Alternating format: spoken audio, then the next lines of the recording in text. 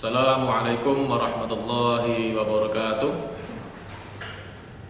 Selamat pagi menjelang siang, anak-anakku sekalian, siswa-siswi SMP Wahidin Kota Cirebon. Mudah-mudahan kita semua dalam keadaan sehat walafiat dan tetap semangat dalam mengikuti pembelajaran jarak jauh. Anak-anakku sekalian, sebelum kita belajar, kita berdoa terlebih dahulu. Mudah-mudahan kita mendapatkan ilmu yang bermanfaat dan keberkahan. Mari anak bersama kita berdoa terlebih dahulu. A'udzu billahi minasyaitonir rajim. Bismillahirrahmanirrahim. Rabbi zidni ilma warzuqni fahma. Amin ya rabbal alamin. Baik, anak-anak sekalian, materi kali ini pada pertemuan ketiga kita akan membahas tentang produk dan proses kerajinan dari limbah bahan lunak. Kemarin kita sudah bahas tentang limbah bahan lunak ya, dan sekarang pada produk dan prosesnya ya, dari kerajinan limbah bahan lunak. Anak-anak sekalian yang Bapak banggakan, dalam membuat kerajinan bahan limbah lunak terdapat beberapa teknik pembuatan produk. Tentunya setiap teknik disesuaikan dengan bahan yang digunakan dan memiliki proses yang berbeda dan bervariasi. Hal ini tergantung dari bahan yang digunakan, baik yang berasal dari limbah berbahan organik maupun limbah berbahan anorganik.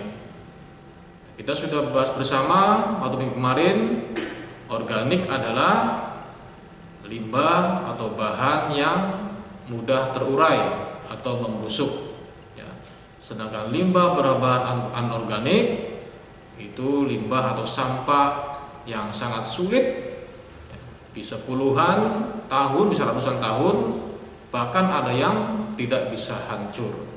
Itu anorganik. Ini contoh ya dari limbah organik atau sampah organik seperti kulit pisang, ya, kulit buah-buahan dan sebagainya.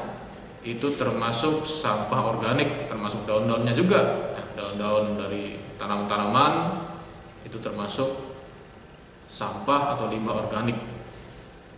Yang kedua, sampah anorganik.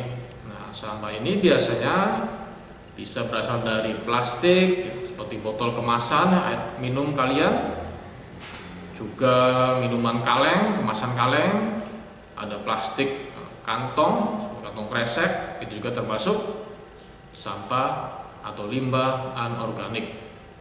Nah, tentunya bisa kalian pilah, bisa kalian pisahkan bahan-bahan tersebut ya.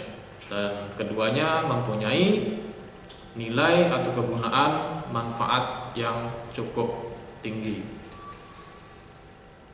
Yang berikutnya adalah prinsip pengolahan limbah bahan lunak. Prinsipnya itu ada 3. Yang pertama, prinsip mengurangi atau reduce, artinya meminimalisasi atau mengurangi penggunaan benda-benda sekali pakai yang bisa menjadi sampah atau menjadi lebih banyak menambah limbah atau sampah yang akan pada akhirnya akan mengganggu lingkungan kita. Nah, contohnya ketika kita membeli sesuatu ya dengan kantong kresek, atau kita beli minuman mineral ya, dengan botol-botol plastik, itu akan menjadi limbah ya. Lebih baik ketika kita makan, kita belanja, kita membawa kantong kresek atau kemasan sendiri dari rumah. Yang kedua yaitu prinsip daur ulang atau recycle. Prosesnya yaitu menjadikan suatu bahan bekas menjadi bahan baru dan menjadi sesuatu atau barang yang berguna. Nah, ini yang menjadi kajian kita selanjutnya ya. Soalnya jadi limbah-limbah ini bisa jadikan bahan kerajinan ya, menjadi sesuatu barang yang berguna bagi kehidupan manusia. Yang ketiga yaitu prinsip pemakaian ulang atau reuse, menggunakan kembali benda-benda yang tidak terpakai. Artinya kita harus bisa memilih ya. Jangan sampai mudah membuang benda-benda yang sebenarnya masih bisa dipakai, tetapi kita mudah membuangnya. Atau benda-benda yang tidak terpakai kita bisa gunakan lagi ya. Kita sedikit diolah, kita rubah menjadi benda yang berguna ya. Contohnya seperti kita punya baju atau celana yang tidak terpakai, lalu kita gunakan, kita rubah sedikit, akan bisa menjadi benda yang bisa kita pakai. Contohnya seperti tas, kantong dan sebagainya. Itu contohnya. Lalu teknik ya, pengolahan kerajinan limbah bahan lunak. Yang pertama, ini teknik ya, teknik pengolahannya. Yang pertama membentuk. Biasanya teknik ini digunakan untuk membuat kerajinan dari tanah liat. Teknik ini sangat bermacam-macam ya, yang pertama ada teknik coil ya, atau lilin atau pilin ya.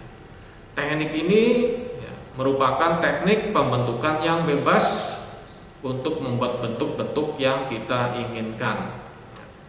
Yang kedua yaitu teknik putar. Teknik putar merupakan teknik pembentukan yang menggunakan alat putar dan bisa menghasilkan banyak bentuk ya, yang simetris dan bervariasi. Teknik ini sering dipakai di dalam pengrajin keramik. Yang ketiga adalah teknik cetak. Nah, teknik ini terbagi dua, yaitu sekali cetak dan cetak berulang. Teknik ini biasanya digunakan oleh pabrik keramik atau produksi yang bersifat massal. Ini biasa di industri-industri besar ya, anak-anakku sekalian. Lalu yang kedua yaitu teknik menganyam.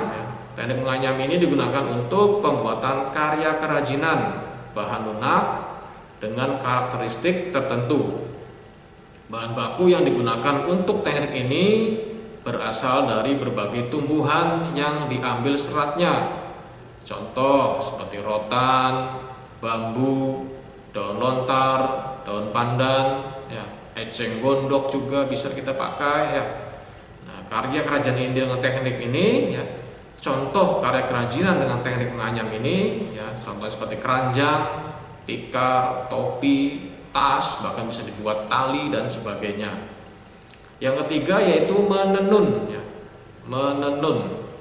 Teknik menenun pada dasarnya hampir sama dengan teknik menganyam. Perbedaannya hanya pada alat yang digunakan. Pada kerajinan menenun kita menggunakan alat bantu, sedangkan pada kerajinan menenun kita menggunakan alat yang disebut lungsin dan pakan. Yang keempat yaitu membordir atau bordir ya, merupakan hiasan dari benang pada kain.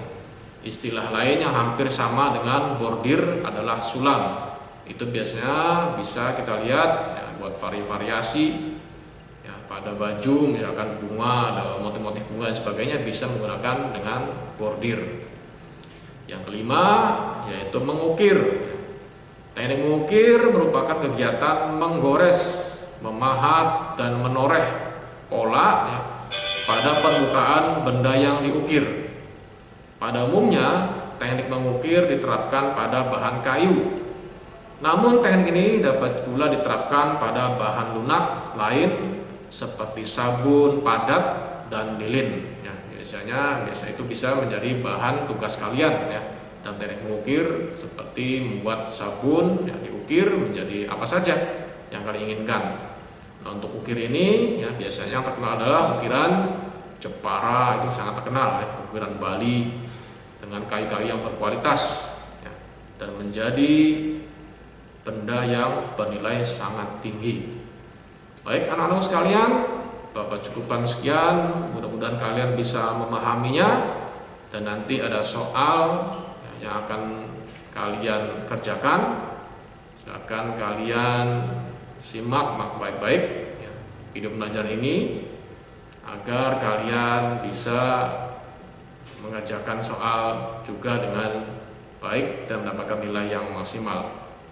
Selamat belajar, tetap semangat, raih cita-citamu dengan tekun belajar, tetap bergadah dan berdoa, dan yang penting adalah taat kepada orang tua dan guru-guru kalian.